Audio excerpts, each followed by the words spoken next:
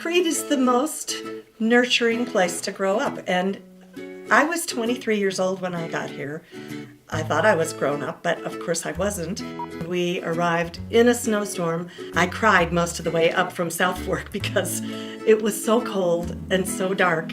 We all lived in the Silver Palace, and we did share one bathroom, all 18 of us. That's how many there were in the company the first year I arrived.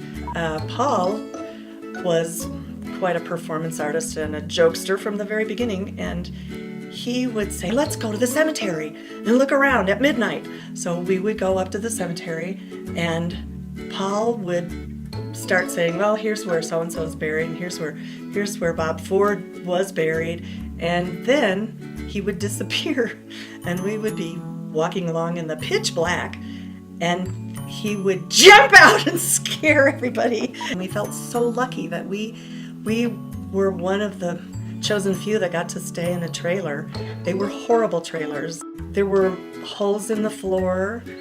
The windows fell out. The windows fell out if you leaned against a wall. Christy wanted to buy this house, and I said, oh, honey, why would we want to buy a house? She was proved right in the end, of course. We bought the house when real estate was at rock bottom because the mine had just closed. Two guys suddenly started fighting and were punching each other and hitting each other with chairs and pool cues, and I was very drunk.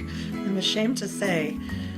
I got on the floor down next to them where they were wrestling around, and I said, if you guys will stop fighting, I'll take my shirt off.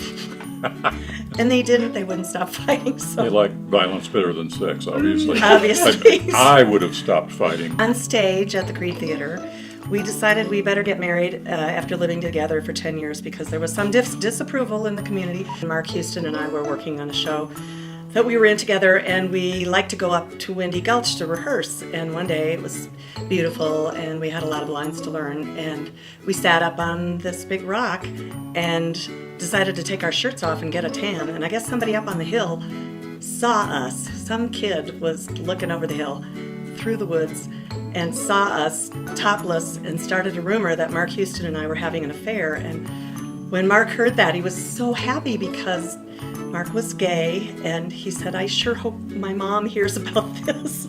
She'll think I've changed my mind. I fell in the flume trying to pull my dog out. Opening night of Dracula. 6 different men had jumped in the flume and tried to pull me out. None of them were able to do anything except get themselves out.